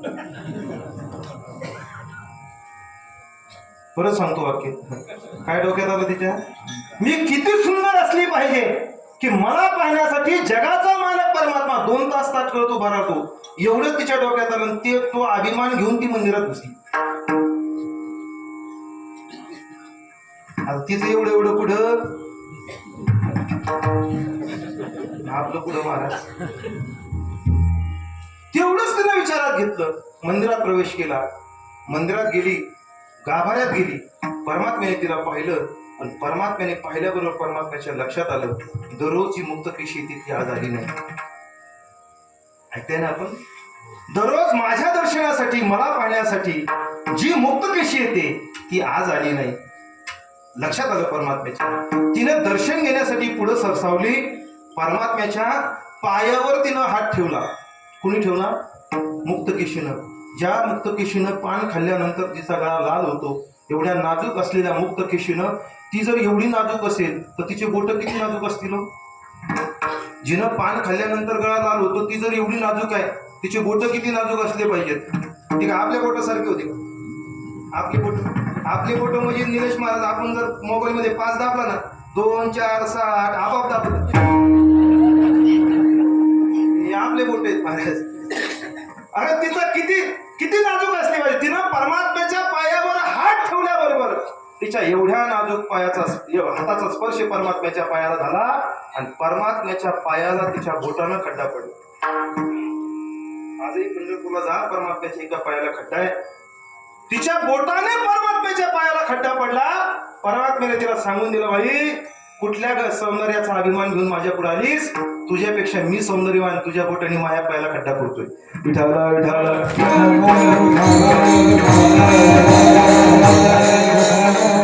सहन करत नाही परमात्मा. जर अहंकार असेल आपल्या अंतःकरणामध्ये, परमात्मा ते सहन करत नाही. म्हणून जर आपल्या ठिकाणी भक्ती विराजमान होत असेल, परमात्म्याचे भक्त आपण असू, तर सगळ्यात मोठा फायदा काय झाला पाहिजे? आपल्या ठिकाणचे दोष निघून गेले पाहिजे. काम, क्रोध, लोभ, मद, मत्सर, दंभ, अहंकार हे जोपर्यंत निघून जात नाही तोपर्यंत माणूस स्वतःला लहान समजत नाही. आणि स्वतःला लहान समजणं हीच भावना तुकोबाराने व्यक्त केली ना, लहान आपण देगा देवा ही साखरेचा. तेव्हा मला देऊ काहीच नको, मला एकच दे फक्त, मी लहान असतो पाहिजे. मी लहान, माझ्या जीवनामध्ये मी स्वतःला लहान समजलं पाहिजे. स्वतःला मोठं समजून काय करता महाराज? भक्ती जीवनामध्ये माणसाने स्वतःला लहान समजावं. ते लहानपण जीवनामध्ये आलं. तुकोबारांचा देवा आपण विश्वाचे नाथ आहात. मी दीन आहे, मी रंक आहे, मी अनाथ आहे, बस इच्छा एवढीच आहे, माझ्यावर कृपा करा, बाकी काही नाही. कृपा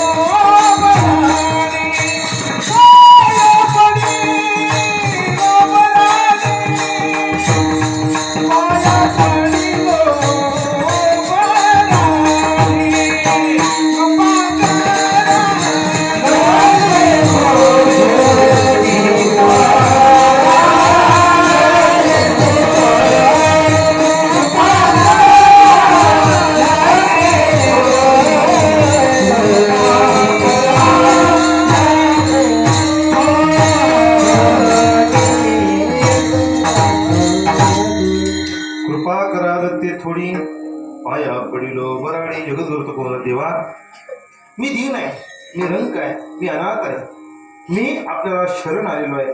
एकच काम करा, माझ्यावर कृपा करा. मी बराडी आहे. बराडी शब्दाचा अर्थ होतो भक्त. मी आपला भक्त आहे. जरी माझ्या परंपरेमध्ये, माझ्या हिंदू संस्कृतीमध्ये अनेक मार्ग असले तरी या सगळ्या मार्गांना एकत्रित करून, या सगळ्या उपासना पद्धतींना एकत्रित आणून माझ्या ज्ञानोबांनी हा संप्रदाय माझ्या हातात दिला. मी पांडुरंगाचा जसा भक्त आहे तसा मी तुमचाही भक्त आहे. माझ्यावर कृपा करा.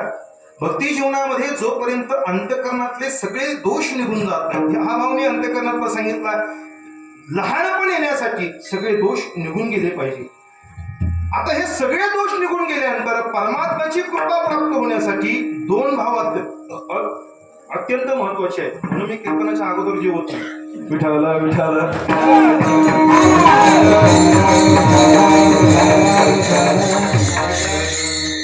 दोन भाव अत्यंत महत्वाचे. एकदा सगळे दोष निघून गेले की परमात्म्याची कृपा प्राप्त करण्यासाठी दोन भाव जीवनामध्ये प्रविष्टित होत असतात. हे जाणं जसं असतं तसं येणंही असतं. सगळे दोष निघून गेल्यानंतर दोन भाव येतात. एक भक्तीमध्ये सातत्य वाढतं, सातत्य त्याच्यामध्ये वाढतं, आणि दुसरं परमात्म्यावरचा विश्वास वाढतो. विठाला विठाला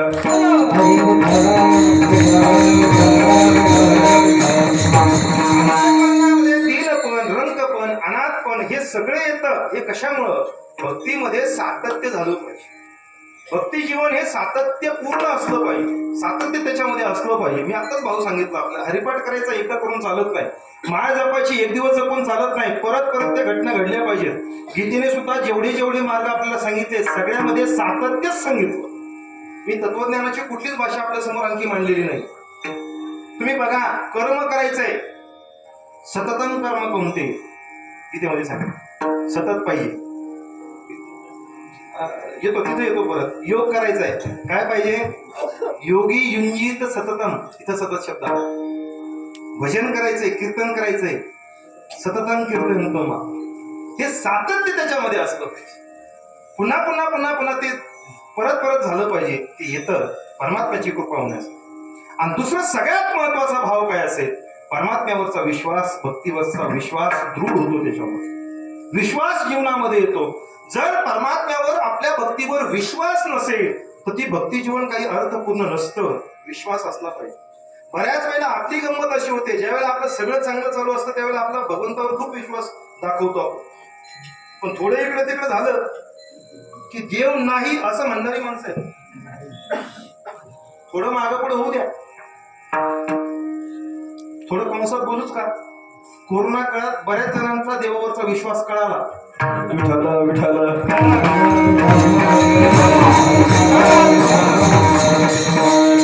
मला विश्वास सांगायचा आहे, आपल्या जीवनामध्ये विश्वास असणं गरजेचं आहे. भक्ती जीवनामध्ये परमात्म्यावर विश्वास असणं गरजेचं आहे. म्हणून विश्वासितो करी स्वामी वरी. परमात्म्यावर सत्ता करण्याचं सामर्थ्य विश्वासात आहे. विश्वास खूप गरजेचा आहे. शेवटचं उदाहरण सांगून सेवा थांबवतो. रात्री मध्यरात्र उलटून गेली निलेश महाराज. परमात्मा शांतपणे झोपली होती, भगवान श्रीकृष्ण परमात्मा, आणि भगवंताच्या शेजारी रुक्मिणी आई साहेब झोपलेल्या होत्या. मध्यरात्र उलटून गेलेली होती जाधव, आणि मध्यरात्रीनंतर सगळं शांत वातावरण. अचानकपणे देव रात्री झोपेत ओरडायला लागले, राधे राधे राधे. तुम्ही झोपले का काय? शेजारी झोपलं कोण? रुक्मिणी. आणि ओरडतात कोणाच्या नावानं? राधेच्या. आई साहेबांनी ते पाहिलं, आई साहेबांची झोप मोडली. चांगलं ऐकलं, झोपेतच जे ओरडत होते, राधे राधे राधे मोठे. आई साहेब, हो उठा, काय भानगड आहे देवा? अरे मी शेजारी झोपले आणि तुम्ही खुशाल राधेच्या नावानं ओरडता, देवा हे वागणं बरं ना? हे मी म्हणलो तेव्हा नाही, तिनं नाही, आईसाहेब नाही म्हटलं. असं काय, कोण आहे ही राधा? अरे कुठल्या राधेच्या नावानं तुम्ही ओरडता सांगा? मी शेजारी झोपले आणि तुम्ही कुशाल राधे राधे म्हणता, देवने डोळे सोडले. देव रुक्मिणी आई साहेब म्हणते, मी काय म्हणतो? देव असतो, नटतो येणेची नटावं, खेळतो येणेची खेळावं. देव म्हणले, मी काय म्हणत होतो? अहो तुम्ही राधा राधा म्हणत होते, कोण आहे राधा? कुणाच्या नावानं ओरडता? ही पत्नी आहे तुमची, तुम्ही खुशाल कोणत्या तरी राधाच्या नावानं ओरडता. देव म्हणले, मी राधे राधे म्हणत होतो का? हो तुम्ही राधे. कोण आहे राधा? चला सांगा मला, कोण आहे राधा? देवानं सांगितलं, रुक्मिणी तुला तशी राधा कळणार नाही. वाक्य बाजी काय का? तुला राधा तशी कळणार नाही, कारण राधा कळण्यासाठी ती सांगून जमणार नाही. राधा सांगून चालणार नाही, तुला भेटावं लागेल तिला, तशी राधा कळणार नाही. आणि खरं वाक्य सांगतो, परमपूज्य डोंगरेजी महाराज एक वाक्य बोलायचे. डोंगरेजी महाराज म्हणायचे, राधा हा देह नाहीये, राधा हे तत्व आहे. राधा हे तत्व आहे, भगवतातलं राधा हे एक तत्व आहे. तुम्ही राधा हा शब्द थोडा उलटा करा, काय होतं? धारा, भक्तीची नित्य धारा म्हणजे राधा. विठाला विठाला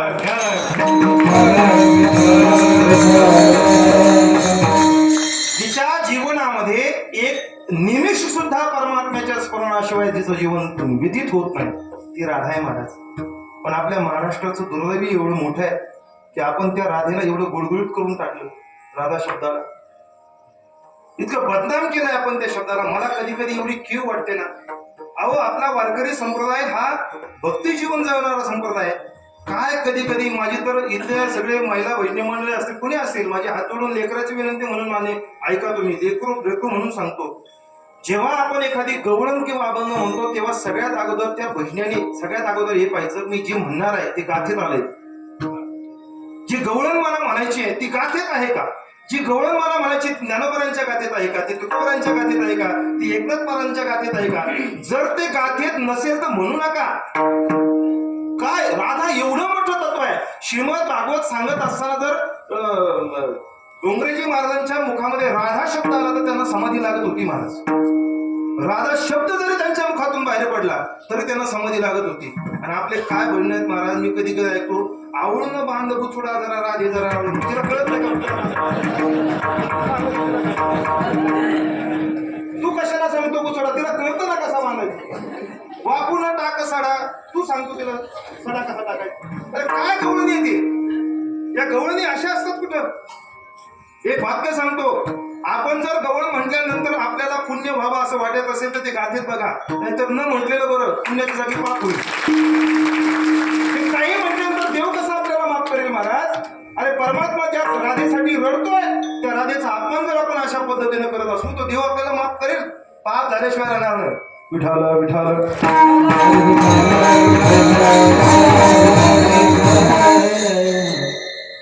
चला काय सांगत होतो, कीर्तन कोण देवाने सांगितलं, अगं राधे तुला नाही कळणार राधा कोण आहे ते. रुक्मिणी तुला नाही कळणार राधा, मी सकाळी सांगतो तुला, झोप आता निवांत झोप. असं म्हणून देव शांतपणे झोपले. आता आईसाहेबाला कुठं झोपला, या अंगावर त्या अंगावर त्या अंगावर त्या अंगावर त्या अंगावर त्या अंगावर, कोणच असं नाही राहिला, कोणच असं नाही राहिला. कशी झोप लागेल मला. देव शांतपणे झोपले. सकाळी ते उठले, स्नानगृहात गेले, स्नान केलं, स्नान करून ग्रहाच्या बाहेर आले. लगेच हात धरला रुक्मिणी मातेने, सांगा मला कोण आहे राधा, चला दाखवा लवकर. देव म्हणजे दाखवतो, तू थोडं शांत हो ना. देवाने रुक्मिणी मातेला घेतलं, यमुनेच्या विस्तीर्ण वाळवंटामध्ये आले. खळखळ खळखळ यमुना माता वाहत होती, पक्षी गुंजराव करत होते, वेली कळी काळ्या फुललेल्या होत्या, वेलींचा सुवास, फुलांचा सुवास येत होता. अशा वातावरणामध्ये रुक्मिणी आईसाहेबांना घेऊन आले आणि मोठ्याने देवाने आवाज दिला, राधे. राधे म्हटल्याबरोबर राधा तिथं हजर झाली. कुठं गेली होती तिथंच होती. जिथं भगवान श्रीकृष्ण परमात्मा आहे तिथं राधा आहे, आणि जिथं राधा आहे तिथं भगवान श्रीकृष्ण परमात्मा आहे. हे दोन भिन्न नाही आहेत महाराज, हे दोन तत्व एकच आहेत. आवाज दिल्याबरोबर राधा समोर. पण ज्या राधेला पाहण्याच्या अगोदर आईसाहेबांनी मनात एक आकार, एक थीम तयार केली होती रुक्मिणी राधेची. आईसाहेबांनी विचार केला होता, मी एवढी रूपवान आहे, मी एवढी लावण्यवती आहे, मी एवढी सुंदर आहे, ज्या अर्थी मी शेजारी असताना रात्री देव ओरडतायत त्या अर्थी माझ्यापेक्षा ती सुंदर असली पाहिजे, माझ्यापेक्षा रूपवान असली पाहिजे, माझ्यापेक्षा लावण्यवती असली पाहिजे, असा एक विचार त्यांच्या मनामध्ये त्यांनी केलेला. आणि जशी राधा समोर आली आईसाहेबांनी पाहिलं, काहीच नाही महाराज, काहीच नाही. साधी साडी घातलेली होती, साधी साडी, गवळीची पूर्वी, राधा म्हणजे गवळीची घरची. साधी साडी घातलेली, ना कुठला दागिना तिच्या गळ्यामध्ये, ना कुठला मेकअप केला, फेअर अँड तसं काहीच नव्हतं मला, काही लावलं नव्हतं. साधी राधा समोर उभी. पण एक वाक्य सांगू ना, अलंकार कुठलाच नव्हता, पण भक्तीचं तेज मुखावरून ओसंडून वाहत होतं. इतके तेज मुखामध्ये दिसत होतं राधेच्या मुखावर. त्या राधेला पाहिलं रुक्मिणी मातेनं, एवढी साधी राधा, एवढी रूपवान. आणि रुक्मिणी आईसाहेबांना देवाला सांगितलं, देवा ही कुठं, मी कुठं. ही कुठे देवा? आणि मी लक्ष्मी आहे, मी लक्ष्मीचा अवतार आहे, आणि तुम्ही खुशाल मी शेजारी असतानाच्या नावाने ओरडता. काय अधिकार राहायचा? देवाने सांगितलं तुला ते सारा अधिकार पाहिजे का? लवकर ते रुक्मिणी आहे सांगितलं, लवकर सांगा अधिकार. 9:30 वाजत आले आता, लवकर सांगा, उशीर होऊ नका, पुन्हा जेवायचं आम्हाला. विठाला विठाला आई साहेबांना सांगितलं देवाने अधिकार पाहिजे तुला, ठीक आहे आपण अधिकार बघू. देवाने काय केलं, एक दोरखंड घेतला. तो दोरखंड यमुना मातेच्या पलीकडल्या झाडाला बांधला, गुडून पुन्हा एका अलीकडल्या झाडाला बांधला. यमुनेच्या वरती दोरखंड असा लांब बांधला आणि एक हंडा घेतला. तो हंडा पाण्याने भरला, रुक्मिणी आईसाहेबाच्या डोक्यावर दिला. रुक्मिणी आई सांगितलं, रुक्मिणी एक काम करायचं काय, हा हंडा डोक्यावर घ्यायचा, दोरीवर चढायचं, या तीरावरून दोरीवर चालत चालत हंडा घेऊन पलीकडे जायचं, मग अधिकार सिद्ध होईल. आईसाहेब म्हणले काय मला काय अवघड आहे, मी लक्ष्मीचा अवतार आहे.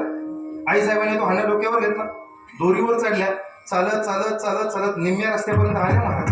सहज लक्ष खाली गेलं, डोळे फिरून धपकन पाण्यात पडल्या. देव गेले, देवाने ओढत सगळ्या भिजल्या, ते हंडा बाजूला देवाने ओढत आणलं. पण तुम्हाला गंमत सांगू का, हरलेला माणूस कधीच कबूल करत नाही मी हरलो. आईसाहेब बाहेर आल्या, आणि बाहेर आल्याबरोबर आईसाहेबांनी सांगितलं आता तिची परीक्षा घ्या बरं. देव म्हणले तिची घ्यायची होती म्हणून अगोदर तुझी घे, आता तिचीच घ्यायची.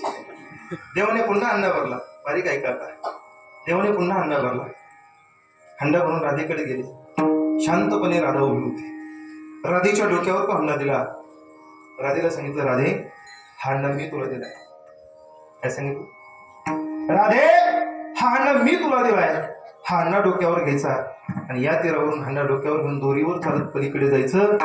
राधेनं डोळे मिटले, फक्त एकच स्मरण केलं, हा हंडा माझ्या देवानं मला दिलाय. मला विश्वास सांगायचा तुम्हाला, माझ्या परमात्म्यानं हा हंडा मला दिला. हा भाव तिच्या अंतःकरणात निर्माण झाला. तिने हंडा डोक्यावर घेतला, दोरीवर चढली, चालत चालत पलीकडे गेली, पलीकडून चालत अलीकडे पण आली. चालत चालत पलीकडे गेली, हंडा घेऊन पुन्हा अलीकडे आली, खाली उतरली. रुक्मिणी आईसाहेब पळतच गेल्या राधेकडे, पाया पडल्या राधेच्या. आणि आईसाहेबांनी सांगितलं, राधे तुला माहित नाही या परमात्म्याला प्राप्त करण्यासाठी मी किती जन्म तपश्चर्या केली. माझा अधिकार तुला माहित नाही. मी अनेक जन्मापर्यंत तपश्चर्या केली, तेव्हा कुठे हा परमात्मा मला प्राप्त झालाय. ऐक राधे, जे मला शक्य झालं नाही ते तू सहज लिहिलंय केलंस. कसं करता आलं तुला? कस काय तू हंडा घेऊन पलीकडे गेली आणि पलीकडून पुन्हा अलीकडे आली? राधेने हात जोडले, रुक्मिणी आईसाहेबांना सांगितलं, आईसाहेब चुकीचं बोलताय तुम्ही. काय बोलले आईसाहेब? आईसाहेब चुकीचं बोलला तुम्ही. हा हंडा घेऊन मी पलीकडे गेले नाही, हा हंडाच मला पलीकडे घेऊन गेला आणि अलीकडे घेऊन आला. मी नाही पलीकडे गेले, या हंड्याने मला तिकडे नेलं. का? माझ्या देवाने तुम्हाला दिलं. विठाला विठाला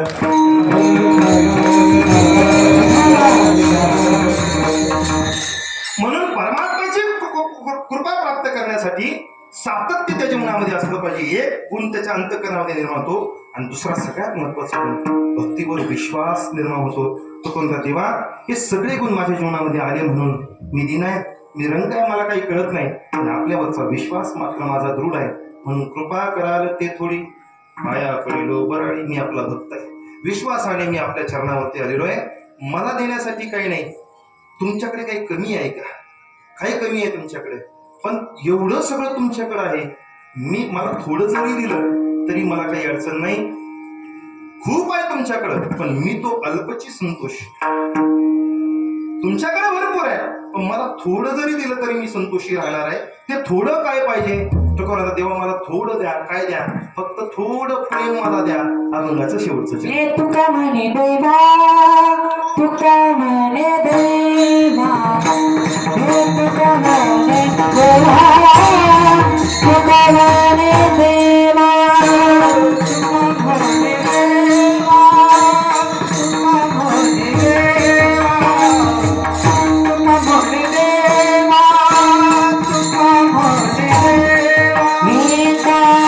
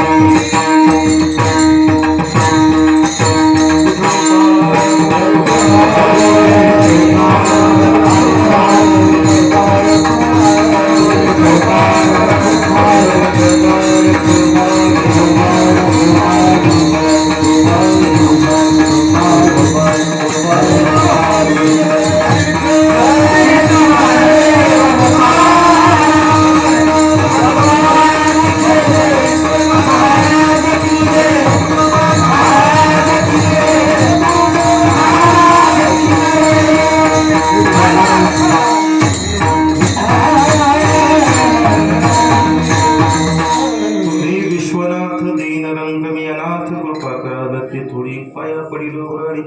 जगद्गुरु तुकोबा म्हणतात, देवा मी दीन आहे, मी रंक आहे, मी अनाथ आहे, आपण विश्वाचे नाथ आहात, मला माझ्यावर कृपा करा, मला काहीतरी द्या.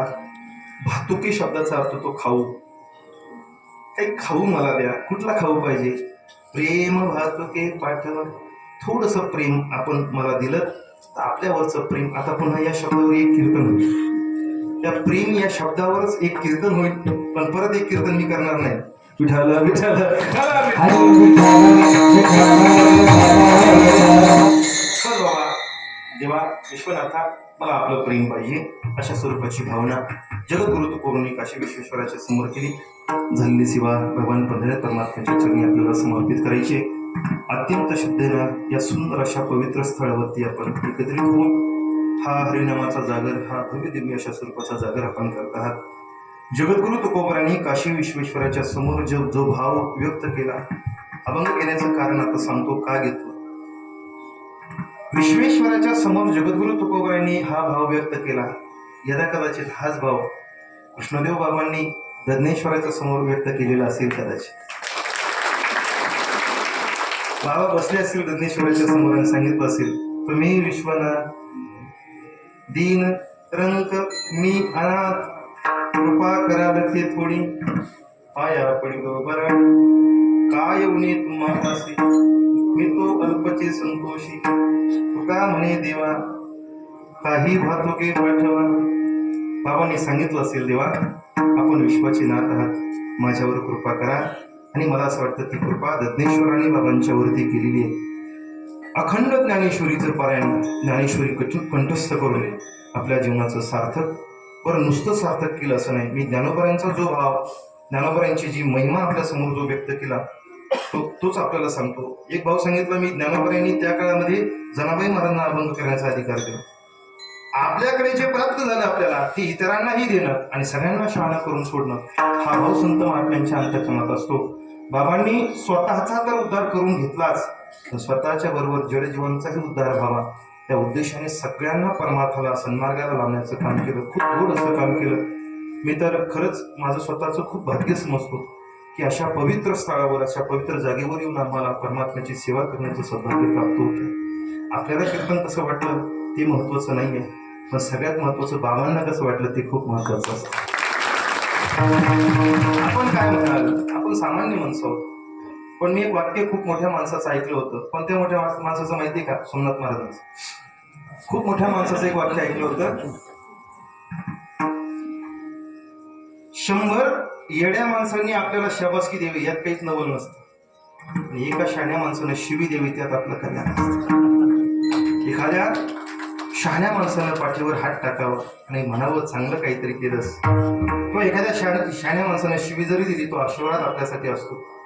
आज मी बाबांच्या समोर उभं राहून जी सेवा केली ती त्यांना बरी जरी वाटली तरी माझं कल्याण आहे, बरी वाटली तरी माझाच फायदा आहे, आणि नाही वाटली तरी माझाच फायदा आहे. कसं, जर बरी वाटली तर आशीर्वाद भेटेल, जर नाही बरी वाटली तर मला माझ्या जीवनामध्ये काहीतरी नवीन चांगलं करण्याची प्रेरणा ते देतील, अशा स्वरूपाचा भाव आहे. म्हणून बाबांच्या समोर आपण सर्वजण उपस्थित आहोत. आपल्या सगळ्यांना बाबांची सेवा या ठिकाणी करायची आहे. मला या ठिकाणी आल्यानंतर या ठिकाणी कळालं की सुंदर अशी बाबांची मूर्ती आपल्याला प्रतिष्ठापित करायची आहे, आणि आपण सगळ्यांनी एकत्रित येऊन या ठिकाणी बाबांच्या, खरं तर आपल्या सगळ्यांचं ते वैभव आहे महाराज, आपलं वैभव आहे. आपल्या भागाचं वैभव म्हणजे कृष्णदेव बाबा आहेत की ज्यांनी आपल्या परिसरातून ज्ञानेश्वरीचा प्रचार प्रसार अनेक गावामध्ये जाऊन केला. म्हणून आपलंही सुद्धा ते काहीतरी कर्तव्य आहे, आपल्या भागाचं ते वैभव आहे. मला निलेश महाराजांनी सांगितलं की बाबांची मूर्ती आपल्याला या ठिकाणी प्रतिष्ठापना त्याची करायची आहे, आणि आपण सगळ्यांनी काही हातभार आपल्या सगळ्यांनाच लावायचा आहे. आपल्या सगळ्यांना हातभार लावायचा हे महत्त्वाचं नसतं. आपण काय देणार आहोत त्यांच्यासाठी, त्यांच्या सेवेसाठी आपण काय करणार आहोत, पण कुठेतरी अंतःकरणामध्ये आपल्या भावना निर्माण झालेली असते, कुठेतरी अंतःकरणामध्ये भाव असतो की बाबांच्या मूर्तीला माझं थोडं थोडं सहकार्य लागलेलं आहे, त्यांच्यासाठी म्हणून नाही, पण आपल्या अंतःकरणातल्या शांततेसाठी म्हणून आपल्याला काहीतरी भाव असतो. म्हणून या ठिकाणी निलेश महाराजांनी मला सांगितलं, बाबा आपल्याला काहीतरी करायचंय. आम्ही सामान्य माणसं आहोत, पण तरीही आमच्याकडून जेवढं शक्य होईल तेवढं आमचं निलेश महाराजांनी आम्ही आमच्या दोघांच्या तर्फे बाबांच्या मूर्तीसाठी 21,000 रुपये दक्षिणा आम्ही देणार आहोत. मी नरेश महाराजांना विनंती करतो ती बाबांकडे तुम्ही सुपूर्द करा. देऊन टाका, मी देतो, घे इकडं. आम्हाला काय महाराज तुमचंच घ्यायचं आणि तुम्हाला द्यायचं काय? कालचं आलेलं पाकिट तसंच तुमचं घे.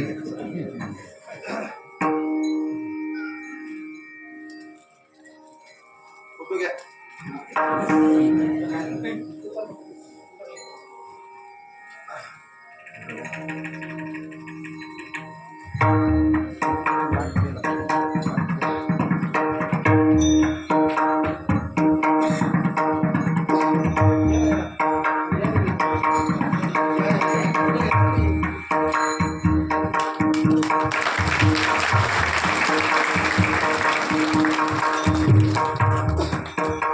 ज्ञानेश्वर ज्ञानेश्वर माऊली महाराज माऊली